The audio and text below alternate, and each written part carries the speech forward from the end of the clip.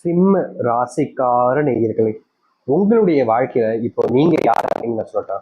முக்கியமா உங்க வாழ்க்கை எப்படிலாம் போகுது, எந்த அளவுக்கு நீங்க நரக வாழ்க்கையை அனுபவிச்சுக்கிட்டு இருக்கீங்க, இதுக்கப்புறமா உங்களுடைய வாழ்க்கையில, அதாவது இந்த சிம்மராசினுடைய வாழ்க்கையில எந்த அளவுக்கு நல்லது நடக்க போகுது அப்படின்ற குழப்பத்துல எல்லாம் இருப்பீங்க.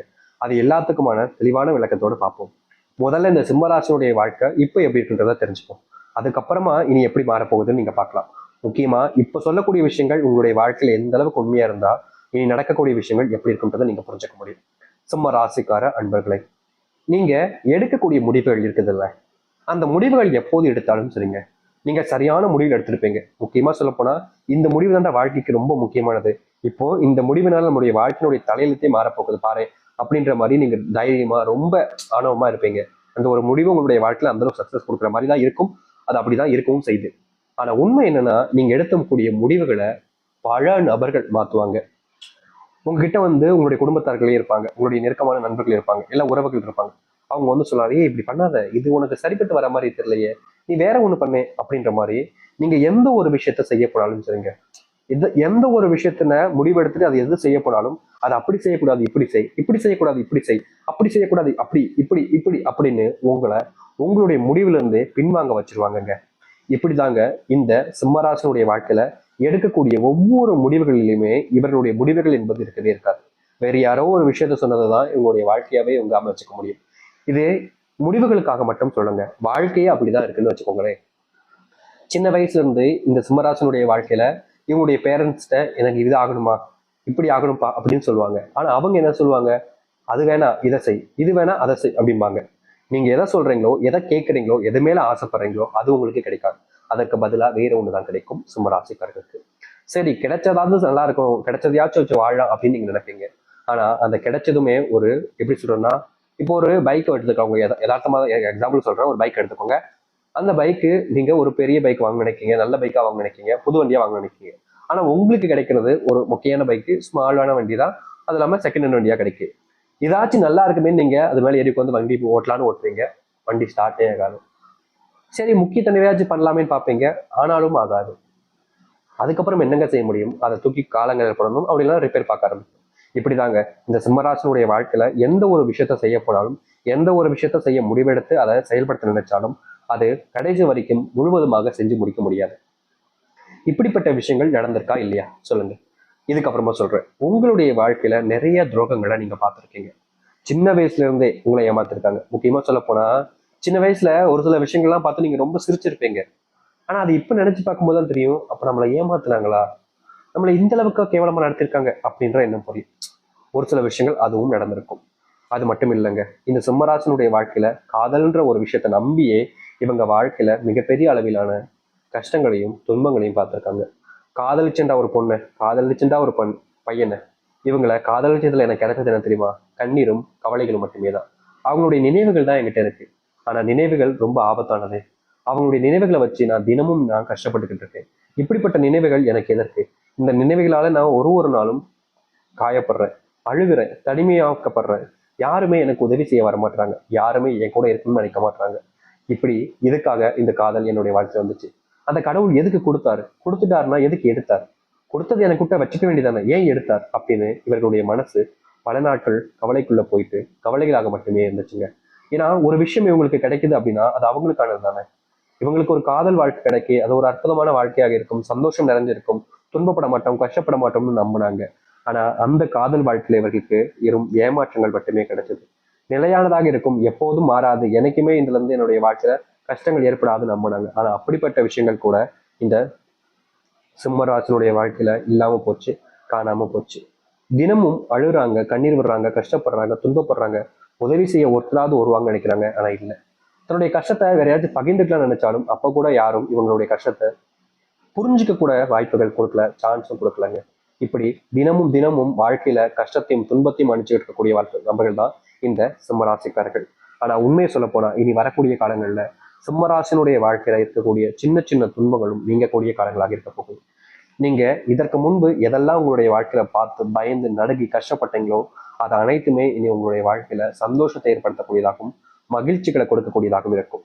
நீங்க இதற்கு முன்பு பல நாட்கள் தோல்வியில சந்திச்சிருப்பீங்க, சில நாட்கள் கஷ்டங்களை பார்த்துருப்பீங்க, ஒரு சில தினங்கள் வாழ்க்கையவே முடிச்சுக்கலாம்ன்ற நினைப்பிக்க கூட போயிருப்பீங்க. அது எல்லாமே இனி மாறப்போகுது. சிம்ம ராசினுடைய பொற்காலமாகவும் சொர்க்கத்தினுடைய வாசல்களில் நீங்க இருக்கக்கூடிய காலங்களாகவும் இருக்குங்க. இது நாள் வரைக்கும் நீங்க எது எல்லாத்தையுமே உங்களுடைய வாழ்க்கையில நடக்கவே கூடாதுன்னு நினைச்சீங்களோ, எதெல்லாமே உங்களுடைய வாழ்க்கையில நடக்கும் நினைச்சீங்களோ, அது எல்லாமே உங்களுக்காக நடக்கவும் போகுது. நடக்கக்கூடாதுன்னு நினைச்சது நடக்காமலும் இருக்க போகுது. எதிர்பார்த்த வாழ்க்கை எதிர்பார்த்த மாதிரி கிடைக்கக்கூடிய காலங்கள் என்பது வந்துருச்சுங்க.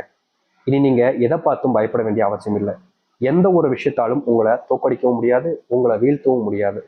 இது நாள் வரைக்கும் மாற்றம் நினைச்ச இந்த ஒரு வாழ்க்கையை மாற்றப் போகிறார்கள் இந்த சிம்மராசிக்காரர்கள். சரி, சிம்மராசினுடைய வாழ்க்கை எப்படி மாறுது, எப்படிப்பட்ட வாழ்க்கை அமைய போகுது என்பதை பற்றி தெளிவாக பார்ப்போமா? முதலாவது மாற்றமே இந்த சிம்மராசிக்காரர்களுக்கு எங்க தெரியுமாங்க அமையுது?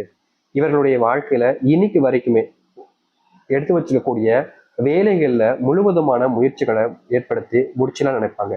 ஆனா கடைசி வரைக்குமே இவர்களால அதை ஒரு நாள் முடிக்க முடியாம போயிடும்.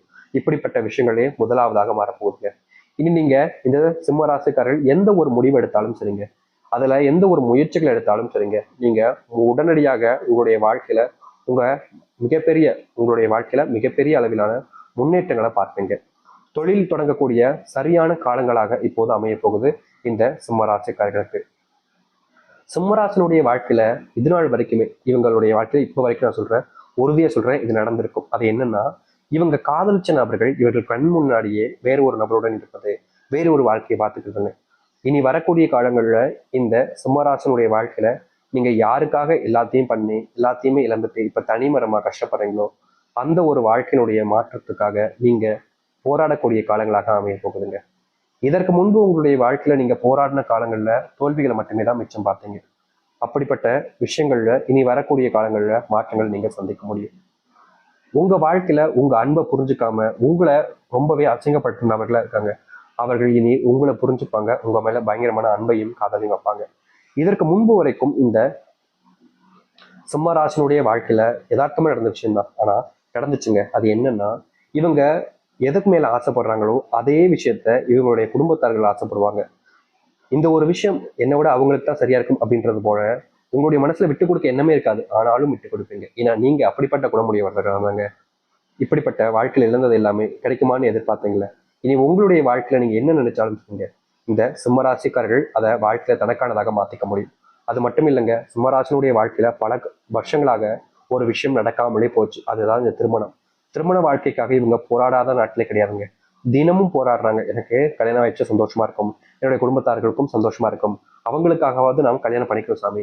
ஏன்னா நான் கல்யாணம் பண்ணிக்கிட்டா அவங்க ரொம்ப சந்தோஷப்படுவாங்க, எனக்கு அப்புறம் வரக்கூடிய என்னுடைய தம்பி தங்கச்சிமார்களும் கல்யாணம் பண்ணிப்பாங்க அப்படின்ற மாதிரி நீங்க பல நாட்கள் ஆசைப்பட்டீங்களா, அந்த ஒரு நிறைவேறாத ஆசைகள் என்பது இனி வரக்கூடிய காலங்களில் உங்களுடைய வாழ்க்கையில் நடைபெற ஆரம்பிக்கும். உங்களுடைய வாழ்க்கையில குழந்தை இல்லாம பட்ட கஷ்டங்கள் இனி வரக்கூடிய காலங்களில் தீர ஆரம்பிக்கும். நீங்க இதற்கு முன்பு சில விஷயங்களை செஞ்சீங்க, அது உங்களுடைய வாழ்க்கையில இனி வரக்கூடிய காலங்களில் நல்லதுக்காகவும் நல்ல மாற்றத்துக்காகவும் அமையும். நீங்க எடுக்கக்கூடிய முடிவுகள் உங்களுடைய வாழ்க்கையினுடைய முன்னேற்றத்துக்காக இருக்கும். நீங்க இதற்கு முன்பு செஞ்ச செயல்கள் எல்லாமே உங்களுடைய வாழ்க்கையினுடைய தலையத்தையும் மாற்றி அமைக்கும். அது மட்டும் இல்லைங்க, இன்னைக்கு எடுத்துக்கிட்டா கூட இந்த சிம்மராசினுடைய மனசுல இருக்கக்கூடிய கேள்வி என்ன தெரியுமாங்க? நான் தொழில் தொடங்கிட்டேன் சாமி, ஆனா லாபமே பார்க்க முடியல.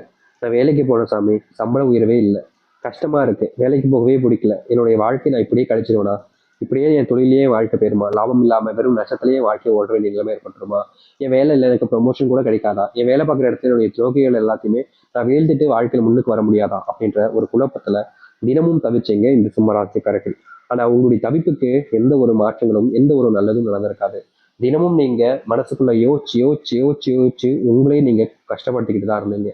இப்படிப்பட்ட வாழ்க்கையில இருந்து தீர்வே கிடைக்காதான்னு நீங்க யோசிக்காத நாட்களும் கிடையாது, நினைக்காத நாட்களும் கிடையாது. ஆனா இப்படிப்பட்ட வாழ்க்கையில உங்களுடைய வாழ்க்கையில முழுவதுமான தீர்வுகள் என்பது இனி வரக்கூடிய காலங்கள் அமையும். முக்கியமா நீங்க எந்த ஒரு வாழ்க்கையை நீங்க அமைச்சுக்கணும்னு நினைக்கிறீங்களோ அப்படிப்பட்ட விஷயங்கள் மாறப்போகுது.